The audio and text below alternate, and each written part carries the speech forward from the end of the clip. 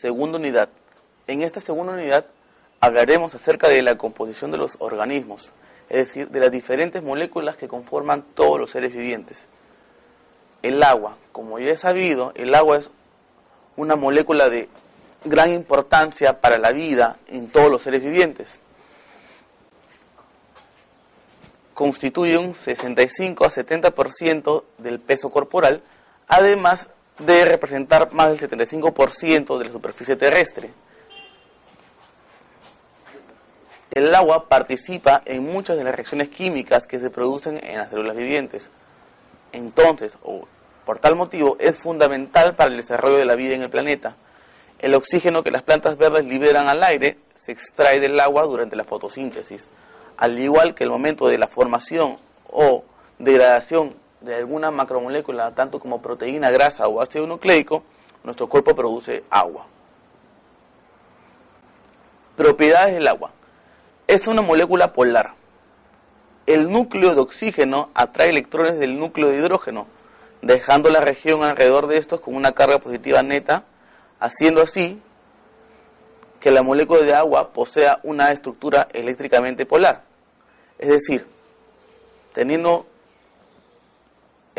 los electrones de los hidrógenos de ambos costados son atraídos hacia el núcleo del oxígeno, dejando, al momento de que le quitamos los electrones, hacemos que estas cargas de hidrógeno se carguen positivamente y el oxígeno se carga negativamente. Como podemos ver en la fórmula inferior, juntamos dos núcleos de hidrógeno con uno de oxígeno y finalmente completamos lo que es la molécula de agua, cuya estructura es de H2O. Entonces, teniendo en cuenta que tenemos una región cargada positivamente y una región cargada negativamente, es que podemos tener una estructura eléctricamente polar. Esta polaridad de la molécula de agua permite que se formen enlaces de hidrógeno entre las moléculas de agua y otras sustancias mediante puentes de hidrógeno. Los puentes de hidrógeno podemos apreciarlos en el video, están representados por unas líneas punteadas amarillas. La densidad máxima a 4 grados centígrados. Este comportamiento permite que el hielo flote en el agua. Al momento de que el hielo flote en el agua, permite que puedan diferentes seres vivientes desarrollarse en este medio ambiente. Además, esta densidad permite que la existencia de vida marina en los casquetes polares, ya que el hielo flotante actúa como un aislante térmico, impidiendo que la masa oceánica se congele. Elevado calor específico. El alto calor específico del agua permite al organismo importantes cambios de calor con escasa modificación de temperatura corporal.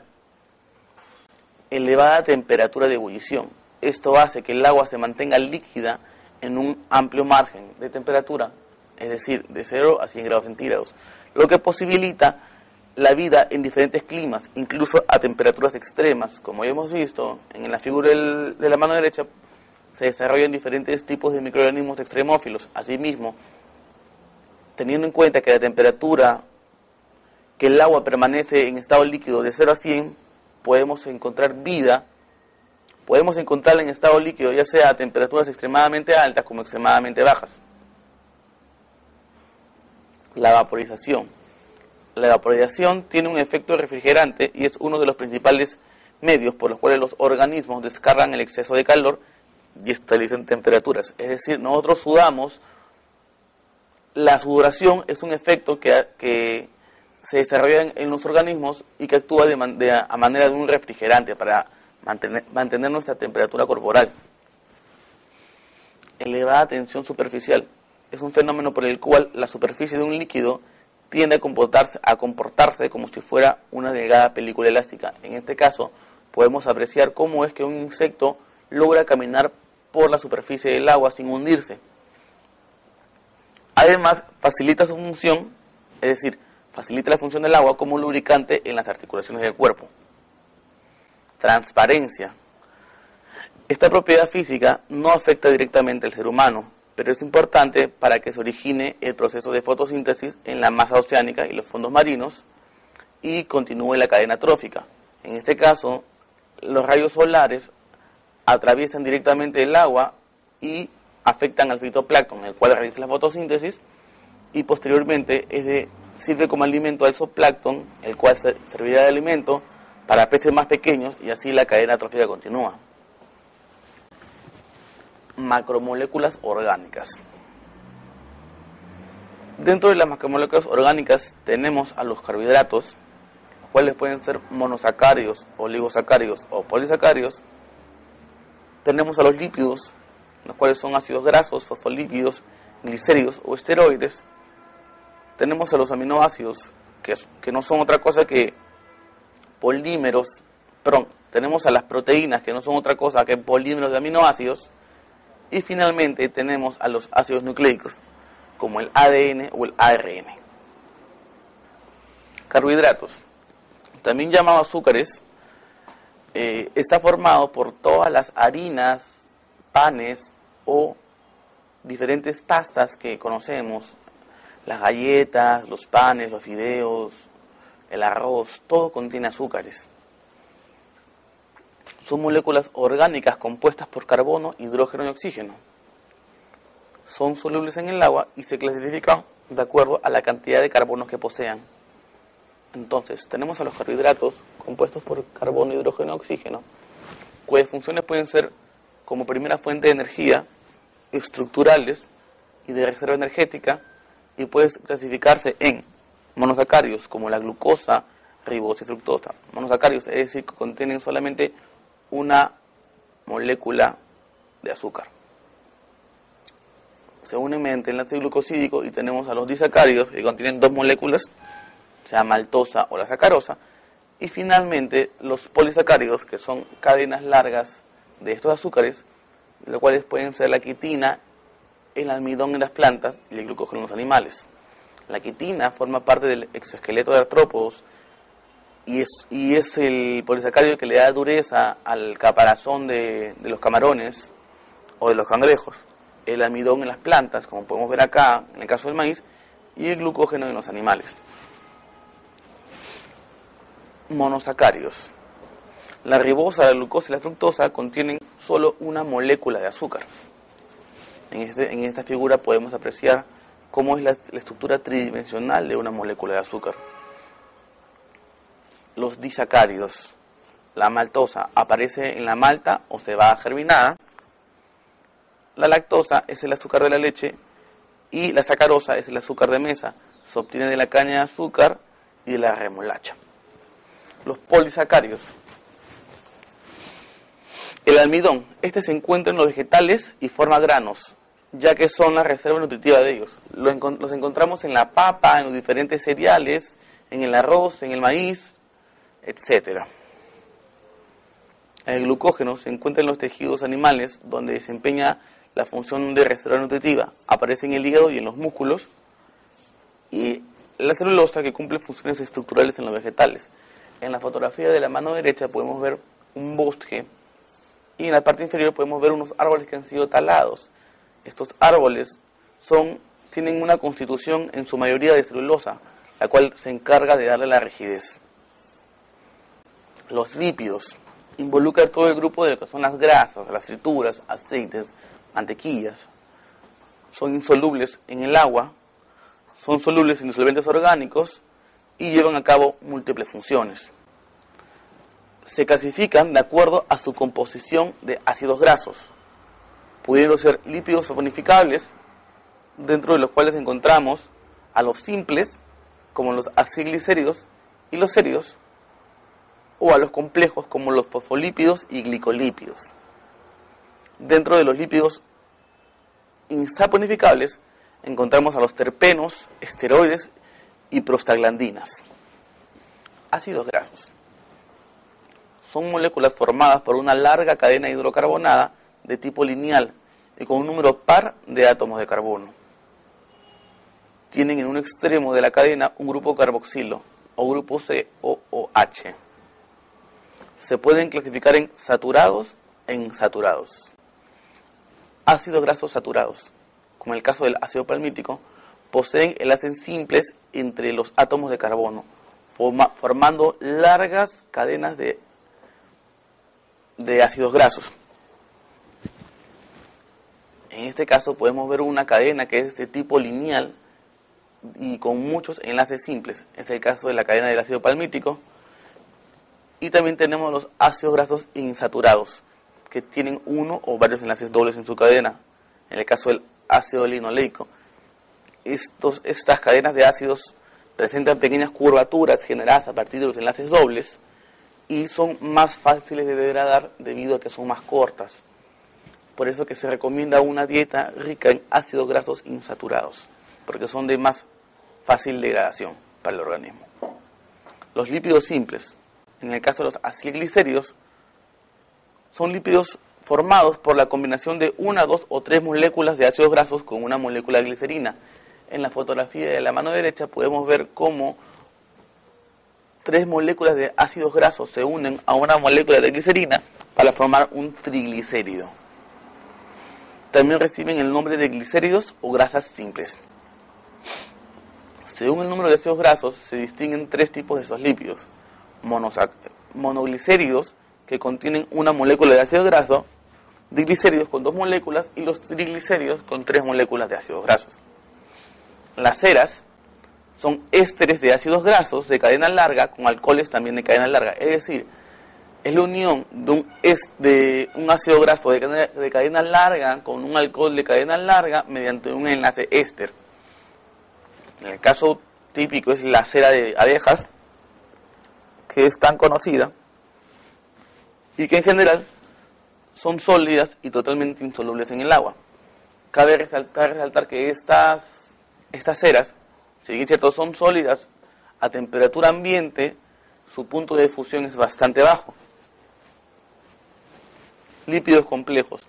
Estructura molecular, además de carbono, hidrógeno, oxígeno, presenta nitrógeno, fósforo, azufre u un glúcido. Es decir, es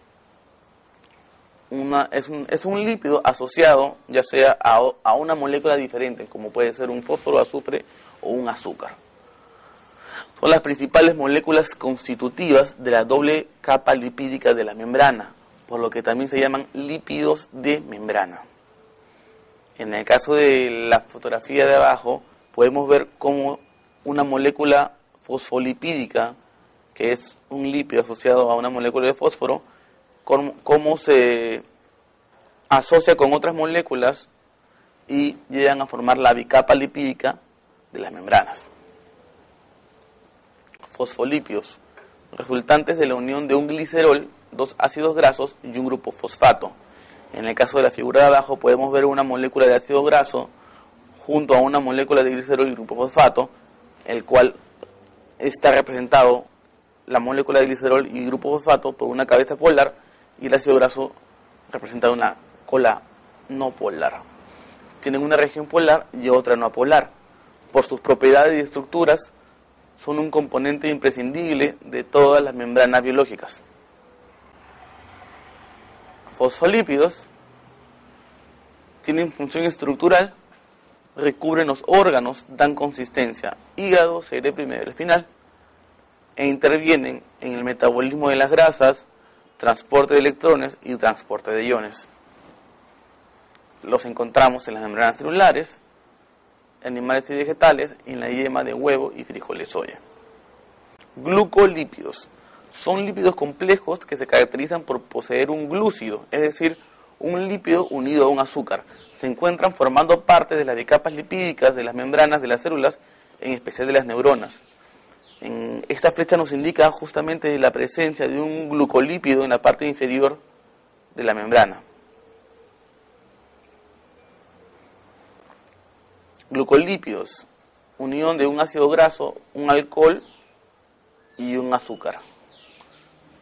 Los encontramos en la membrana celular, formando la bicapa lipídica en neuronas y en la cara externa, cuya función es de reconocimiento celular y receptora de moléculas externas. Lípidos insaponificables. Tenemos al grupo de los terpenos, que son esencias vegetales como el mentol, el geraniol, el alcanfor o el eucalipto. También representa vitaminas como la vitamina A, E o K y pigmentos verdes como la carotina y la xantófila. Esteroides. forman moléculas cíclicas con 2 o más anillos. Muchos de ellos son la base de muchas hormonas. Algunos son componente importante de las membranas celulares, como el caso del colesterol, así como los glucolípidos. También el colesterol forma parte de las membranas celulares. Lípidos. En este cuadro vamos a resumir un poco acerca de los lípidos, teniendo en cuenta que se dividen en saponificables e insaponificables.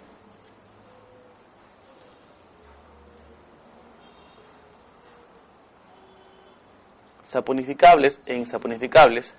Dentro de los saponificables sabemos que de acuerdo al tipo de enlace de ácidos grasos pueden ser saturados e insaturados, y pueden ser lípidos simples, como en el caso de acilglicéridos o séridas, cuyas funciones son de reserva y estructural respectivamente, o lípidos complejos que son asociados a otras moléculas, como los fosfolípidos o los glucolípidos. Dentro de los insaponificables encontramos al grupo de los terpenos, cuya función es vitamínica, esteroides, cuya función es estructural, y las prostaglandinas, cuya función es de regulación. Las proteínas son polímeros de aminoácidos. Los encontramos mayormente en la carne, en la leche, en los huevos. Forman el esqueleto celular y regulan el metabolismo. Las uñas, el pelo, los músculos y algunas hormonas, los anticuerpos y enzimas son proteínas. Funciones de las proteínas. En realidad, las proteínas son unas macromoléculas muy versátiles. En esta pequeña ilustración podemos ver cómo se representan algunas de ellas.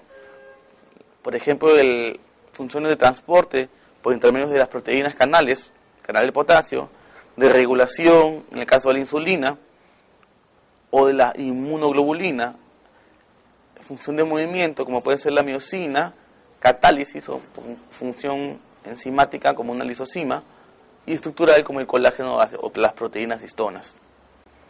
Función enzimática. Las proteínas son biocatalizadores que permiten la producción de reacciones metabólicas. Son específicas para cada reacción. En esta figura se representa una enzima que se une a un sustrato, forma el complejo enzima-sustrato y finalmente forma el producto requerido para la reacción. Luego de una reacción química se forma un producto y la enzima permanece permanece como al inicio, permanece invariable. Función hormonal. Las hormonas son sustancias producidas por una célula y que una vez secretadas ejercen su acción sobre otras células dotadas de un receptor adecuado. Solo algunas hormonas son de naturaleza proteica, como por ejemplo la insulina, el glucagón, la hormona de crecimiento, etc. Función de reconocimiento. En el cuadro de la derecha podemos apreciar un pequeño esquema que trata de representar cómo las proteínas se anclan a las membranas y actúan como receptores o reconocedores de diferentes estímulos externos. La superficie celular alberga un gran número de proteínas encargadas de reconocimiento de señales químicas llamadas receptores, los que son de muy diferentes tipos. Función de transporte. Los transportadores biológicos son siempre proteínas, tales como como transportadores de membrana, transportadores sanguíneos o transportadores intracelulares. En la figura de la mano derecha podemos ver una representación de una proteína transportadora por intermedio de la cual viajan las diferentes sustancias o sustratos que atraviesan la célula. Estructural. Son aquellas que forman parte del citoesqueleto, de matriz extracelular, citoplasmática o de membrana. En este caso, el ejemplo más conocido son los microfilamentos y microtúbulos, los cuales podemos apreciarlos en esta fotografía tomada por un microscopio. Función de defensa. Las inmunoglobulinas se encargan de reconocer las moléculas u organismos extraños y se unen a ellos para facilitar su destrucción por las células del sistema inmunitario. En el caso de la figura de la derecha podemos ver una representación, una simulación de cómo las inmunoglobulinas atacan a organismos extraños o reconocen moléculas extrañas y se unen a ellas para destruirlas. Función de movimiento.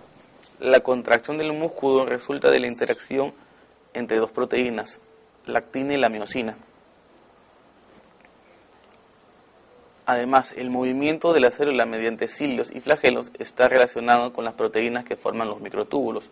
En la parte inferior podemos ver un conmutador de proteínas de color amarillo y un motor de proteínas de color rojo.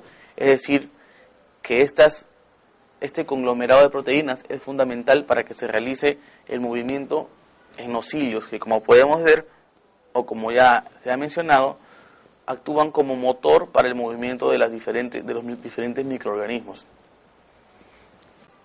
Esta fotografía representa de manera tridimensional cómo es que las diferentes proteínas que se sitúan en la parte de abajo actúan como un motor para darle movimiento a este flagelo. Aminoácidos son las unidades estructurales que constituyen las proteínas. Estos, como indica su nombre, tienen dos grupos funcionales, el grupo carboxilo y el grupo ácido. El grupo carboxilo y el grupo amino. El grupo carboxilo o grupo ácido, representado por una molécula de COOH, y el grupo amino, representado por una molécula de NH2. Todos los aminoácidos son en su estructura idénticos. Lo único que cambia es dentro de la figura, como podemos apreciar, se aprecia el grupo amino, el grupo carboxilo, el carbono, y además se presenta un grupo R, y es esta variación del grupo R lo que va a formar los diferentes aminoácidos. Estructura de las proteínas. La estructura primaria es una secuencia lineal de aminoácidos. En la estructura secundaria existe un plegamiento básico de la cadena debido a enlaces de hidrógeno entre los grupos CO y NH de la unión peptídica. Se forman hélices, láminas y giros. La estructura terciaria forma una estructura tridimensional de la proteína. Y finalmente la estructura cuaternaria es la asociación de distintas subunidades, siendo cada uno un polipéptido. En esta figura se representan las diferentes estructuras de la proteína. A la mano izquierda está la estructura primaria, que es básicamente una estructura lineal de diferentes aminoácidos. La estructura secundaria, que forma hélices.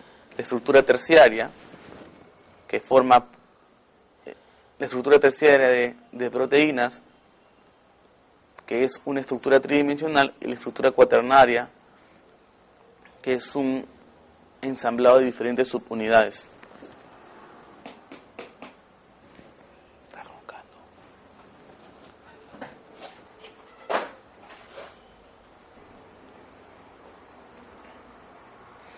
En este cuadro podemos apreciar, es un pequeño resumen de lo que son las proteínas.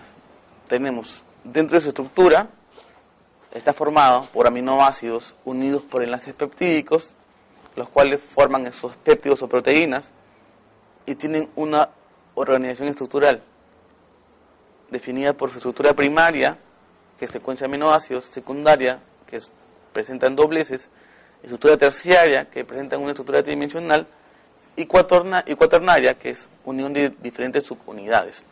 Las funciones pueden ser muy variadas. En este caso pueden ser contráctil, estructural, enzimática, de reserva, transporte hormonal, etc. Y se clasifican en holoproteínas, que pueden ser fibrosas o globulares, y heteroproteínas, que están asociadas a otras moléculas, como en el caso de nucleoproteínas, fosfoproteínas, glucoproteínas, lipoproteínas, etc. Ácidos nucleicos, encargados del almacenamiento y procesado de toda la información genética del individuo. Son grandes macromoléculas constituidas por la unión secuencial de otras moléculas más sencillas llamadas nucleótidos, los cuales son la unión de una azúcar pentosa, un grupo fosfórico fosfato y una base nitrogenada. En esta pequeña figura se representa la unión de una azúcar pentosa a un grupo fosfórico y una base nitrogenada. Las azúcares pentosas pueden ser ribosa para el caso del ARN o desoxirribosa para el caso del ADN.